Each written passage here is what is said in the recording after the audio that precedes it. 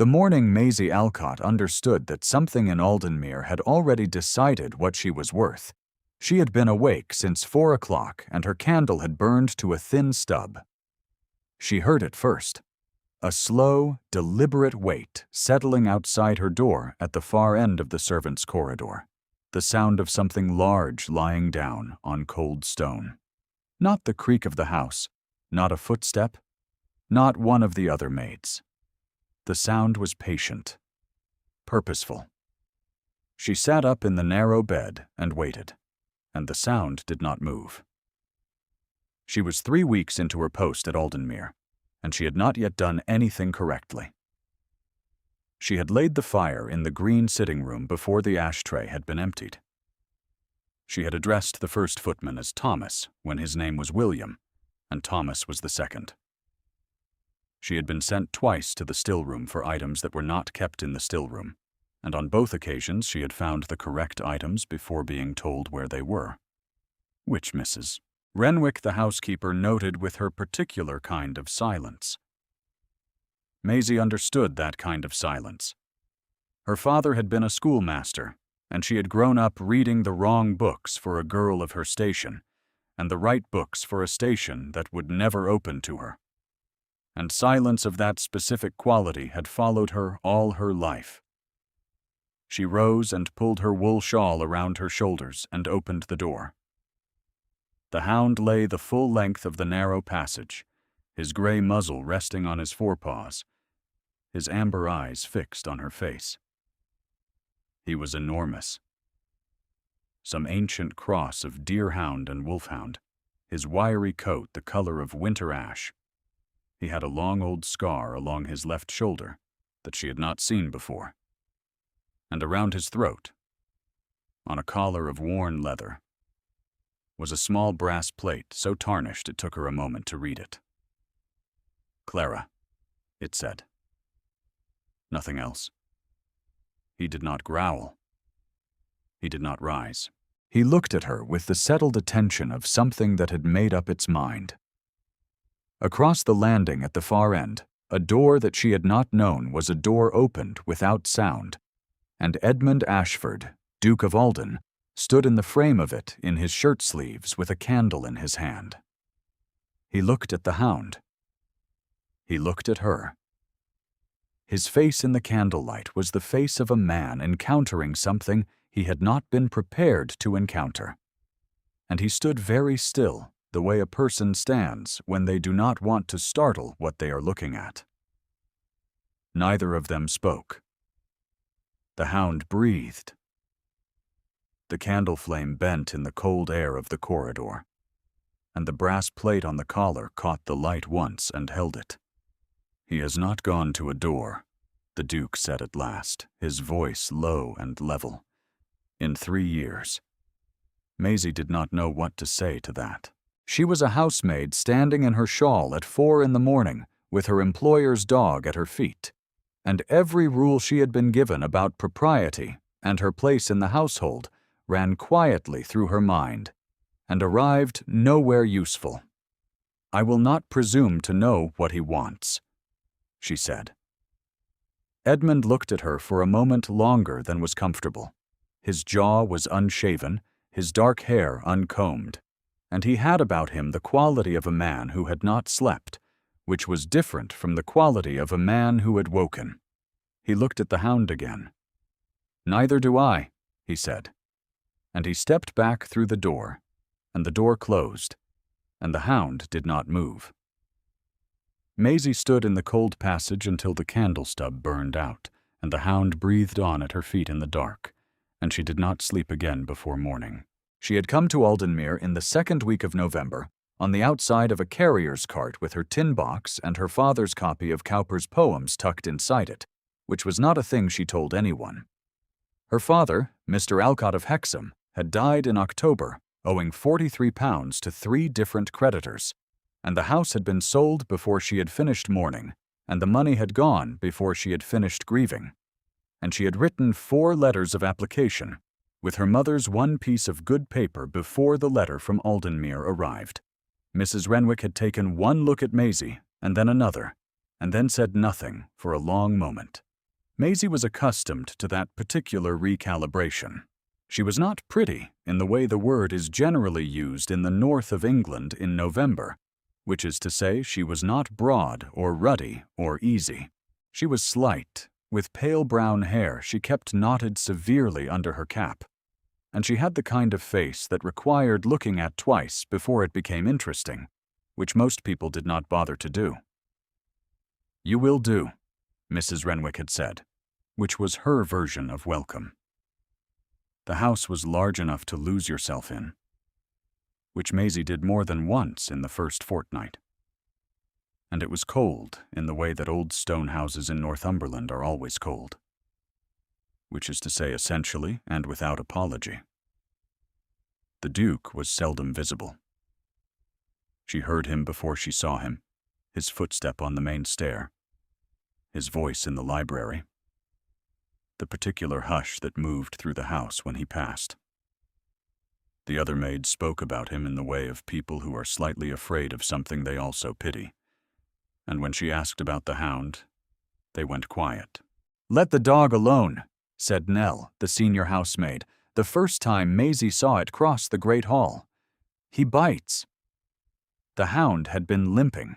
She could see it clearly from the passage doorway, a three-legged gait on the front left, the shoulder pulled in. Nobody else seemed to notice.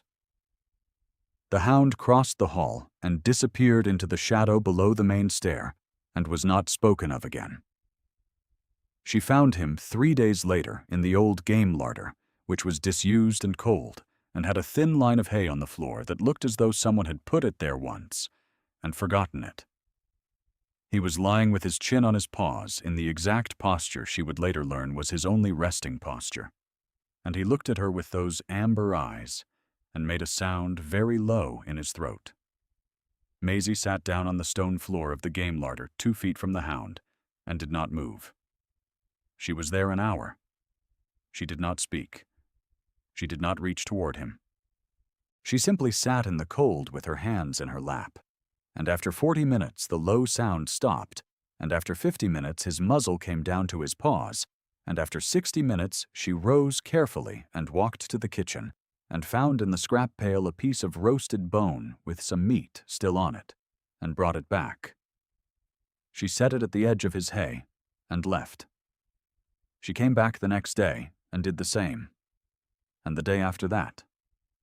On the 5th day, she was close enough to see that the shoulder was not bruised from a fall. It had been struck. She had seen that specific swelling on children who had been hit with something heavy, and she knew it well enough to name it. She said nothing to anyone, but she remembered the way the stable master, a large, loose-jointed man named Cartwright, looked at his own boots when the Hound was mentioned, and she noted it and set it aside. On the 7th day, she brought a flannel soaked in warm water and set it against the shoulder and held it there. And the Hound breathed steadily under her hands and did not pull away. She did this every evening for a week.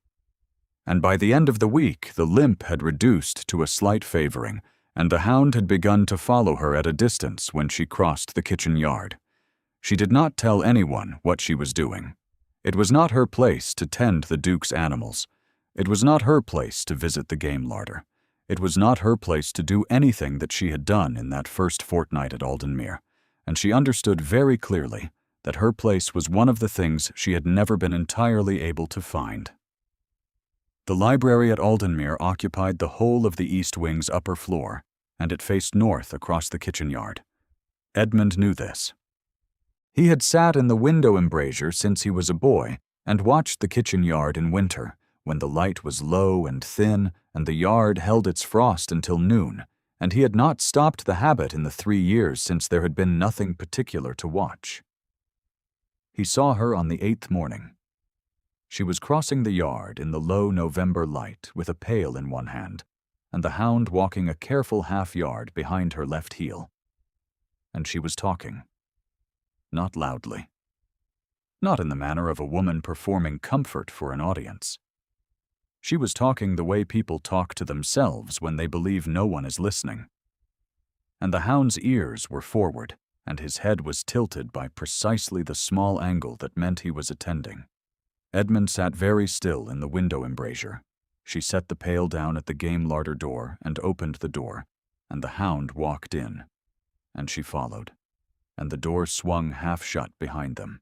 He could see through the high latticework above the door the pale movement of her hands. The flannel, he understood then. The warmth. The Hound had been lame since October, and he had told Cartwright to see to it, and the limp had remained, and he had not pressed the matter, because the Hound did not permit pressing, and he had not known how to press without injury, and he had not had, in those 3 years, the particular quality of patience required. He watched through the lattice for a long time. When she came out, she was tucking a loose strand of hair back under her cap, and she did not look up toward the library windows. He did not move. She crossed the yard and disappeared through the kitchen door. And the Hound stood in the doorway of the game larder watching her go with his head still tilted at that exact attentive angle. Edmund looked at his hands on the sill and did not think about what he was thinking. Lady Georgiana Fawcett arrived on the 15th of November in a carriage with her maid and her mother's written blessing, and a letter from his own solicitor, Mr. Graves, confirming the terms of the settlement that had been under discussion since August. She was 24 years old and had a quality of composure that would become, in 30 years, a quality of command. And she was, by every measure his mother had applied to the question, correct. The Dowager Duchess Harriet Ashford met her in the Great Hall and embraced her and said, "My dear Georgiana, you are precisely as you should be," which was the highest praise she gave anyone. Maisie was carrying linens from the upstairs press when they arrived, and she stepped back against the wall and held the linens and waited for the party to pass. Lady Georgiana did not look at her. The Dowager did not look at her. The footman and the maid and the pile of luggage passed in a river of wool and leather and cold air from the door, and Maisie stood in her alcove and was as invisible as she generally managed to be. Then the Hound came through the hall. He had been somewhere in the east corridor, which was where he had taken to sleeping since Maisie had begun tending him, and he moved with the loose, unhurried gait of a large animal who has learned that the household has decided to ignore his existence. He came around the newel post at the bottom of the stair, and he saw Lady Georgiana. The sound that came from him was not loud. It was low and rolling and entirely without warning, a sound from the bottom of the chest, and it brought the whole party to a standstill. Lady Georgiana made a small sound herself and moved behind her maid. The Dowager's fan, which she had been about to open, remained closed. "Perseus," Edmund said from the upper landing, his voice level. The Hound did not look at him. He looked at Lady Georgiana with an expression that Maisie, from her alcove with the linens, recognized as the exact expression he had worn for the first 3 days in the game larder. Not aggression, assessment, something he was not yet willing to extend credit to. Lady Georgiana straightened, and the color had come back into her face, and she said, "He wants managing. With perfect evenness. He wants understanding," the Dowager said, and the particular coolness of her tone as she glanced toward the alcove where Maisie stood told Maisie that she had not been invisible after all. That evening, in the morning room with the fire built high and Lady Georgiana settled with her needlework, the Dowager said quietly to her, "You will observe that we have been cursed with a housemaid who has ideas. Perseus was managed perfectly well before November." Lady Georgiana's needle did not pause. "It is easily remedied," she said. Those words moved through the house, the way cold moves through a house, which is to say without announcement, and through every crack. The days that followed were the kind of days Maisie had learned to navigate carefully, keeping close to her work and her corridor and the kitchen and the game larder where Perseus waited for her each evening with his chin on his paws and his amber eyes fixed on the door. He slept at her door every night now. She had stopped trying to discourage him. The other maids accepted it with the pragmatism of people who have stopped trying to explain the inexplicable, and Mrs. Renwick looked at the large gray shape in the servants' corridor each morning with an expression she kept carefully neutral. Edmund did not speak to Maisie again directly. He watched her. She was aware of it in the way she was aware of temperature, as a fact about the room she was occupying, not a thing she was intended to act on. He looked at her when she was tending Perseus in the great hall one afternoon, and when she was carrying coal up the back stair, and once when she was standing in the kitchen garden in the cold, because she had needed, briefly, to stand somewhere without walls around her. The kitchen garden moment was the one that stayed with her. She had gone out in the late afternoon because the kitchen had been loud and the drawing room bell had rung 6 times in an hour, and she needed the particular quality of silence that cold, open air provides, and she was standing near the bare herb beds with her hands at her sides when she heard his footstep on the gravel behind her. She did not turn. Perseus, who had been at her heel, lifted his head, and his tail moved once. Edmund stopped 2 yards behind her. She could hear him breathing. He did not speak. The late light was going fast, and the kitchen garden smelled of frost and old lavender and the horses from the far stable, and she was acutely, precisely aware of exactly where he was in the dark garden behind her in a way that had nothing to do with thought, and everything to do with the particular alertness her body had developed in the weeks since November. "You should go in," he said at last. "It is too cold." She turned then. He was standing with his coat pulled close and his breath visible in the air, and he was looking at her face with the same quality of attention she had seen in the corridor 3 weeks before, when it had been 4 in the morning and there had been a candle between them and no expectation on either side of anyone watching. "I find the cold useful," she said. He looked at her for a moment longer. Then he looked away, toward the bare garden. And something moved in his jaw, in the way of a man deciding against a sentence. He whistled once, and Perseus went to him, and he turned and walked back toward the house without speaking again. She stayed in the garden another 10 minutes, which was not about the cold, and they both would have known it. Each time his commands, when they came, were small and precise. "There is a fire needed in the East Library. The North Corridor sconce has been left to burn down. See that Perseus is given the run of the kitchen garden in the mornings." The last one was not, strictly speaking, her instruction to receive, and both of them understood that.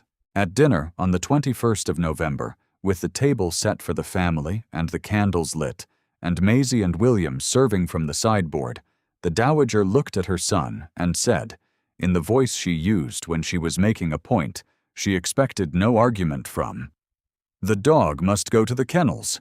Georgiana cannot be expected to manage him indoors." Edmund set down his wineglass. "He is not in Georgiana's rooms. He is in the servants' corridor, at a housemaid's door. Edmund, a housemaid with ideas, is one matter. This," and here the dowager glanced toward the sideboard with the efficient precision of a woman who does not waste emotion, "is quite another." Maisie kept her eyes on the carafe she was steadying. She had heard the first half of the sentence before, in a different register, but the words had the same shape. Edmund did not look at her. He said, "Perseus stays." The dowager's fan opened by a half-inch. She closed it. After dinner, Edmund went to the library and did not return to the drawing room. Maisie finished her work at the sideboard and took the back stair down and found Mrs. Renwick in the still-room. "The collar," Maisie said. "The name on it. Clara." Mrs. Renwick looked at her for a long moment. She was a stout woman of 60, with a face that had been through a great deal, and had come out not harder, but simply more permanent. "His Grace's first wife," she said. 3 years ago. The dog was hers. She chose him as a puppy from the kennels and named him herself. And when she was gone, he would not be touched by anyone. He went half wild. We thought we would lose him. She set down the jar she had been holding and looked at the stillroom shelves for a moment before continuing. She died in June, the 3rd year of the marriage. A daughter born too early. Mrs. Renwick's voice did not change register when she said it, which told Maisie it was something the household had been asked not to grieve loudly. His Grace closed the East Wing for a year. He gave away most of her things. He did not give the dog, though he could not manage him. Perseus would not eat properly for 6 months. He bit the coachman and the second footman before the year was out. And His Grace, Maisie said carefully. His Grace, Mrs. Renwick said, managed. It was the word people used in the North for what was not manageable. Maisie knew it well from the year after her father died, when the neighbors said she had managed very well, and what they meant was that she had continued to breathe and to move through rooms and to keep her hands from shaking in public, which is the minimum threshold of managing and requires more work than those who have not done it generally understand. She said nothing more, and Maisie did not ask. She understood the shape of it. The wound had a name, and the name was on a leather collar around the neck of a gray hound who slept at her door. And she did not know what to do with that understanding except carry it carefully. She went up the back stair and along the servants' corridor. And Perseus was already there, already settled against her door with his muzzle on his paws, and she sat down on the floor beside him and put her hand on his gray back and felt him breathe in the cold dark of the passage. The collar sat against his throat. The brass plate was warm from his skin. She thought about Clara choosing a puppy from the kennels, and Edmund saying the house was not suited, and Clara going anyway with the quality of certainty that people who know what they want carry naturally.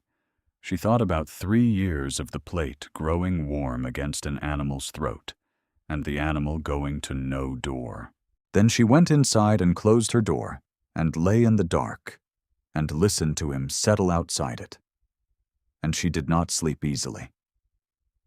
If you have stayed this long, then you know what it is to watch something being decided before the person at the center of it knows. Leave a word in the quiet, if you like.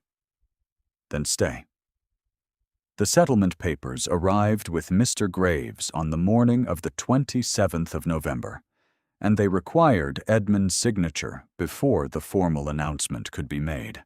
Harriet had arranged a small dinner for the purpose, 6 people, the sort of occasion that is technically informal but functions as a public ceremony, and the drawing room had been prepared with flowers and the good candles and the Sèvres service. Maisie did not attend the dinner. She was aware of it the way the household was aware of it, as a fact about the evening that altered the temperature of the house by some specific degrees.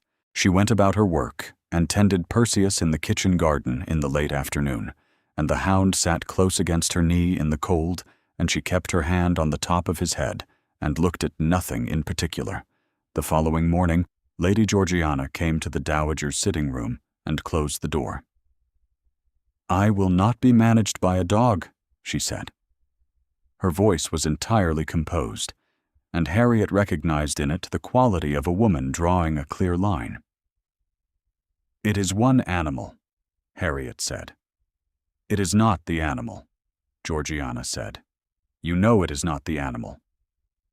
The papers sat on the desk between them, unsigned. 3 days later, the footman Thomas found Maisie in the linen press and told her that her services were no longer required at Aldenmere. He could not quite meet her eyes when he said it. He was a decent young man, and he knew the source of the instruction was not the housekeeper and was not the Duke. And he held the information in his hands like something awkward and necessary.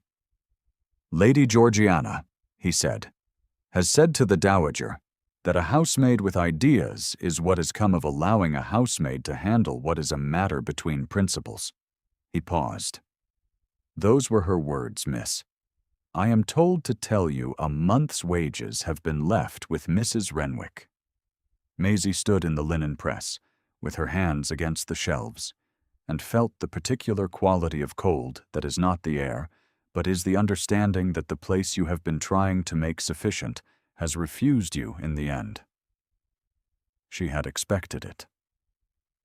She had expected it the night she arrived, and the night the Hound first lay at her door, and every morning in between, and the expecting of it did not make it feel less like a door closing on the wrong side of her. She thanked Thomas.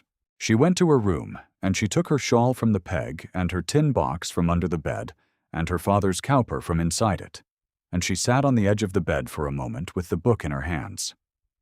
She had been dismissed from 2 positions before Aldenmere, once because she had corrected the inventory accounts, once because the children's mother had said she looked at the father of the house too much, and the looking made the drawing room uncomfortable. She had not been looking at the father of the house in the second instance, and the accusation had been precise in its inaccuracy, which was a kind of cruelty she recognized well. The charge had always been the same shape across different language, above herself. Too much. Not what we required. She had thought, somewhere in the weeks of November, that Aldenmere might be different. She had thought it when Mrs. Renwick had taken her in hand without condescension, and when the library on the upper floor had turned out to hold a copy of Cowper she had not seen in years. She had thought it the night in the corridor when Edmund had stood in his shirt sleeves at 4 a.m. and said simply that Perseus had not gone to a door in 3 years, and it had not been an accusation. She set the book back in the tin box. Then she put it away and began to pack. Mrs. Renwick came at the 4th hour of the morning, when the house was still dark. "You are not required to leave before dawn," she said. "I would rather be gone," Maisie said. Mrs. Renwick looked at her for a long moment. "He does not know," she said. "It is not his household in the practical sense," Maisie said. "He knows what he permits." She did not say it with bitterness. She said it with the accuracy of a woman who has lived her entire life inside the gap between how the world is described and how it operates. And she rose and carried her tin box out of the room, and Perseus was at the door. He had been there since midnight. She had heard him settle, and she had not gone out to him because she had not been able to think of what she would do with herself if she did. Now she stood in the doorway with her box under her arm, and her shawl, and her cap, and her plain coat, and the Hound rose and stood and looked at her with the amber eyes that had looked at her across the cold game larder on the first morning, and his tail moved once. She knelt and put her hands on either side of his gray face and held him for a moment. She did not say anything. There was nothing that needed saying. Then she rose and walked toward the back stair, and Perseus walked with her. And she did not stop him. The great hall was dim and cold. The fire had burned down to a red line, and the candles were out, and the morning was the particular gray of Northumberland in December, before the sun has made up its mind. Maisie set her tin box near the hall door and sat on the bench beside it, and waited for the post-chaise that came through at 6 o'clock. Perseus lay down at her feet. The library door opened. Edmund came through it in his coat, which meant he had been there all night. And he stopped at the sight of her tin box the way a person stops at the sight of something they have been told will not happen. He looked at the box. He looked at her. He looked at Perseus. "Who?" he said. And then he stopped, and the sentence went somewhere else, somewhere that did not have words yet. And he stood very still. "I have been informed my services are no longer required," Maisie said. She kept her voice level. She was good at level. I am grateful for the position. I hope Perseus will be well. I believe the shoulder is fully healed. Edmund crossed the hall in 3 strides. He stood in front of her, and she rose because she did not want to be sat down for whatever this was, and they were closer than they had ever been, except for the corridor in the dark. And his face in the gray morning light was the face of a man who has run out of room for the particular discipline he has been living inside. "You are not going," he said. "Your Grace," she said, "I have been dismissed." "By whom?" She looked at him. He looked at her. The answer was in the house upstairs, and they both knew its name, and neither of them spoke it. "Come," he said. It was not a question. It was not a... He held out his hand with the specific quality of a man offering something he is not sure will be accepted, not commanding. And she looked at his hand, and at his face, and at the tin box on the floor. And she thought about every door that had been on the wrong side of her for 22 years. She took his hand. They went through the house in the half-dark, with Perseus at their heels, up the main stair past the portraits and the cold sconces and the long stretch of gallery that looked out over the frozen park. And when they reached the drawing room, the fire had already been lit, and the candles were burning, which meant someone had known this was coming. Mr. Graves was there. He was a small, quiet man in a dark coat, and he stood near the window, with his hands behind his back, and he did not look surprised, which was interesting. The Dowager was there, in her high-backed chair by the fire, and her fan was open and perfectly still. Lady Georgiana stood at the mantelpiece in a gown the color of frost, and she looked at Maisie and then at Edmund's hand around Maisie's, and her face went through something brief and complicated and came out the other side into a quality of clarity. Edmund let go of Maisie's hand and stepped forward. He said to Lady Georgiana and his mother together, in the level voice that derived its authority from rank and from a kind of settled certainty Maisie had not heard in it before. "She stays. You are released from any obligation here." The room was entirely silent. Perseus sat down at Maisie's feet. Lady Georgiana looked at Edmund for a long moment. She was not a woman who crumbled. She was a woman whose script had served her in every room she had ever entered, and she was intelligent enough to recognize when she had arrived at the one exception. She straightened and said, "I see."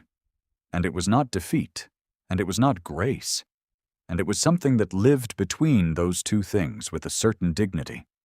The Dowager's fan closed. Mr. Graves cleared his throat and produced from his coat a document that was not the settlement papers. He set it on the writing table and said, "I have taken the liberty of preparing an alternative arrangement. The settlement Lady Georgiana was offered remains substantially in place, the properties and the allowance. The announcement, naturally, will be delayed." Lady Georgiana looked at the document. She looked at Edmund. She looked, briefly, at Maisie, and whatever she saw there she said nothing about. She said to the Dowager, "I believe the roads will be clear enough by tomorrow morning." Harriet Ashford looked at her son for a long moment. Then she looked at Maisie, and it was the first time she had looked at Maisie directly, without calculation, without the particular management of a woman who has been managing rooms her entire life. Maisie met her gaze and did not look away. "You are the schoolmaster's daughter," Harriet said slowly, as if locating a fact she had set aside months ago. "Yes," Maisie said. Harriet looked at her a moment longer. Then she said to Edmund, "You will need a chaplain before the spring," and opened her fan again, and said nothing more. What followed was neither simple nor swift. The world that Edmund occupied did not bend to private resolutions without a period of procedural resistance, and the weeks that followed the morning in the drawing room were weeks of letters and solicitors, and calls paid and calls returned, and the careful machinery of rank accommodating itself to a situation it had not been designed for. Lady Georgiana departed Aldenmere with her settlement intact, and her composure intact, and her particular kind of pride essentially undamaged, which was all that had been offered, and all that she would have accepted. The Dowager received callers, and said very little that could be quoted directly, and a great deal that could be understood in a general sense, and the understanding was that the Duke of Alden had made a decision that was inexplicable by every standard except his own, which was the standard that had always ultimately applied. Maisie moved from the servants' corridor to a set of rooms in the east wing, which felt impossible in a way that the game larder and the kitchen garden and the dark corridor had not, and she walked through the rooms the first day with her hands at her sides and her father's cowper in her coat pocket, because she needed something to hold the shape of herself against. Edmund came to her in the library that evening. The fire was lit, and Perseus was on the hearthrug, and Edmund stood in the doorway with his coat still on, which she had learned meant he had been riding. "It will not be easy," he said. "I did not expect easy," she said. He came into the room and stood near the fire. Not close to her. Not yet. And the space between them had the quality of something held still while it was being decided. His eyes, which she had learned were gray in the morning and darkened toward the evening, were very gray. "Her name was Clara," he said. "She wanted a dog. I said the house was not suited to large animals. She went to the kennels anyway and chose the smallest pup of the litter and brought him home and named him. And I said nothing because she had a quality of certainty about what she wanted that I was not able to argue with." He stopped. "I have not been able to say her name in 3 years." "You said it just now," Maisie said. Something moved across his face. He looked at Perseus on the hearthrug, the gray hound breathing slowly with his chin on his paws and his eyes closed. "She would have liked you," he said. "She liked people who sat with things." Maisie thought about the game larder and the cold floor and the hour of sitting without speaking, and the week of evenings with the warm flannel, and the months of corridors and kitchen gardens, and the tin box and the bench in the gray hall. She thought about the collar and the brass plate and the name worn almost smooth. "I think," she said, "that he knew something before either of us did." Neither of them spoke for a moment. The fire settled and threw new warmth across the room. The length of the library was between them, and it was not, she understood, an accident. Edmund was a man who measured distances carefully. He said, "I have been watching you for 6 weeks." "I know," she said. "That is not," he said, "what I have been trying to say." She looked at him. He was standing with his hands loose at his sides, in the attitude of a man who has spent 3 years keeping himself contained by the simple method of giving himself nothing to want, and who has arrived at the end of that particular discipline without having planned the arrival. His jaw was set in the way she had come to read as the effort of not speaking, and she understood something very clear and specific in that moment, which was that he needed her to close the distance he could not yet close himself. She walked the length of the library. She stopped an arm's reach from him, close enough that she could feel the cold of the outdoors still on his coat, and she looked at his face without looking away, which was not a small thing to do in a room where every propriety still technically applied. His hand came up. Slowly, with the particular care of a man who is afraid of what he is about to do, and doing it anyway. His fingers stopped at her jaw, barely touching, resting there at the edge of contact. And she felt her breath catch in the way that has nothing to do with cold. "I would like," he said very quietly, "to not have you go." "I am not going," she said. Something in his face changed. The discipline dropped, not catastrophically, not all at once. but the way ice cracks at the river's edge in the first warm week of March.